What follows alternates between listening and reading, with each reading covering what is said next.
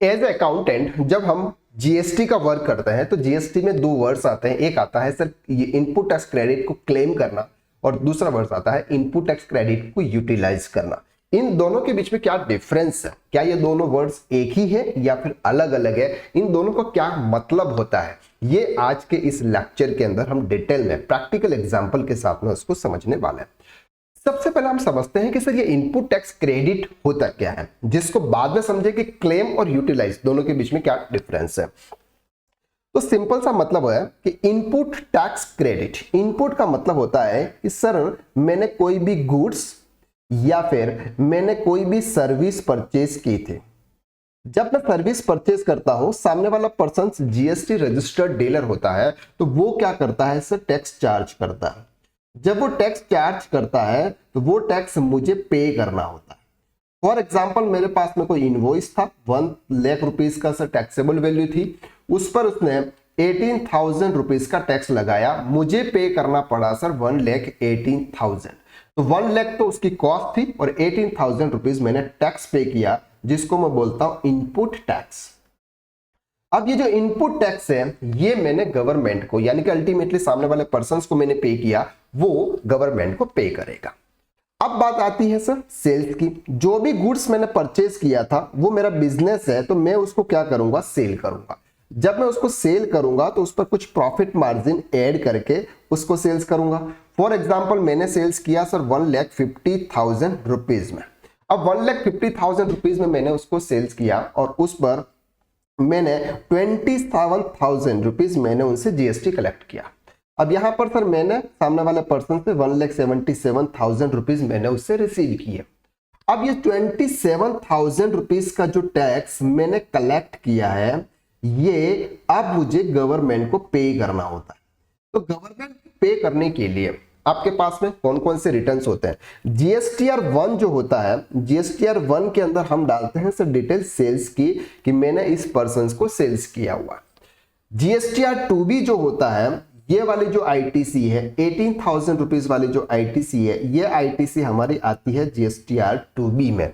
और GSTR 2B में हमको शो होता है कि सामने वाले पर्सन से हमने गुड्स या सर्विस को परचेज किया हुआ। अब बारी आती है सर जीएसटीआर 3B की। जीएसटीआर 3B का रिटर्न जो होता है वो पेमेंट का रिटर्न होता है, यानी कि इस रिटर्न के अंदर हमारे जो भी पेमेंट होता है, जो लाइबिलिटीज होती है, उस लाइबिलिटीज का हम यहाँ पर पेमेंट करते हैं। तो एक डेटा हमारा आ जाता है जीएसटीआर 1 से। जीएसटीआर 1 से डेटा आता है कि आपको 18,000 रुपए का टैक्स पे करना है। दूसरा डेटा आता है आपका जीएसटीआर 2B से कि ये आपका 27,000 रुपये आपको पे करना है।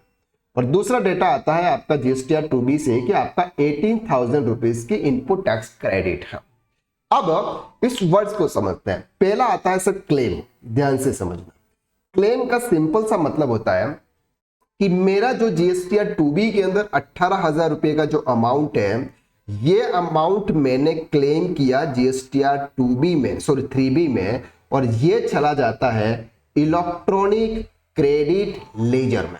कहां पे चला जाता है सर, इलेक्ट्रॉनिक क्रेडिट लेजर में। अगर मैं इस आईटीसी को क्लेम नहीं करता हूं और मैं क्या कर लेता हूं, उसको रिवर्स कर लेता हूं। मेरे जीएसटीआर 2B के अंदर आ गई थी, लेकिन मैं उसको क्या करता हूं, रिवर्स कर देता हूं। फॉर एग्जांपल मैंने रिवर्स किया 2,000 रुपीज, ये जो मेरी अनयूटिलाइज आईटीसी थी, यानी कि सेक्शन 17 सबसेक्शन 5 की थी, जिसको मैं क्लेम नहीं कर सकता था, नहीं कर पा रहा हूं क्योंकि ये ब्लॉक आईटीसी है।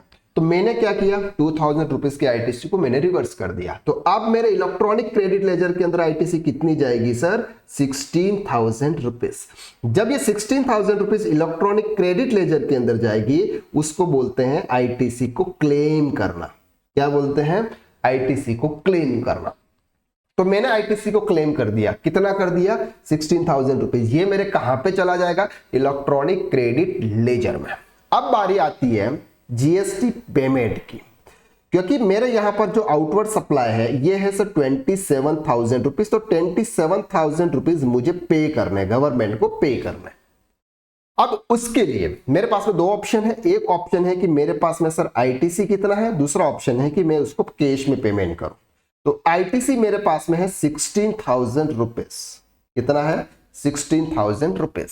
अब 16,000 रुपीज के बचता कितना है सर, 9,000 रुपीज, जो मुझे कैश में यानी कि बैंक से पेमेंट करना पड़ेगा। तो ये जो 16,000 रुपीज मैंने जो सेट ऑफ किया उसको बोलते हैं यूटिलाइज करना। क्या बोलते हैं सर? सिंपल यूटिलाइज करना। तो यहां पर दो वर्ड्स, एक है क्लेम करना, इनपुट टैक्स क्रेडिट क्लेम करना। इनपुट टैक्स क्रेडिट जब आप क्लेम करते हैं तो ये डेटा जाता है आपके इलेक्ट्रॉनिक क्रेडिट लेजर के अंदर। जब इलेक्ट्रॉनिक क्रेडिट लेजर के अंदर जो भी अमाउंट पड़ा रहता है वो अमाउंट जब आप आउटपुट टैक्स के सामने उसको सेट ऑफ करते हो उसको बोलते हैं यूटिलाइज करना। तो हमने प्रीवियस लेक्चर में देखा था कि जब हम इंटरेस्ट की बात कर रहे थे कि अगर आप कोई एक्सेस आईटीसी ले लेते हो, एक्सेस आईटीसी अगर आप यूटिलाइज कर लेते हो और बाद में आपको पता चलता है कि सर ये एक्सेस आईटीसी आपने यूटिलाइज की थी, तो उस पर आपको इंटरेस्ट पे करना होता है 18% पर एनम के हिसाब से।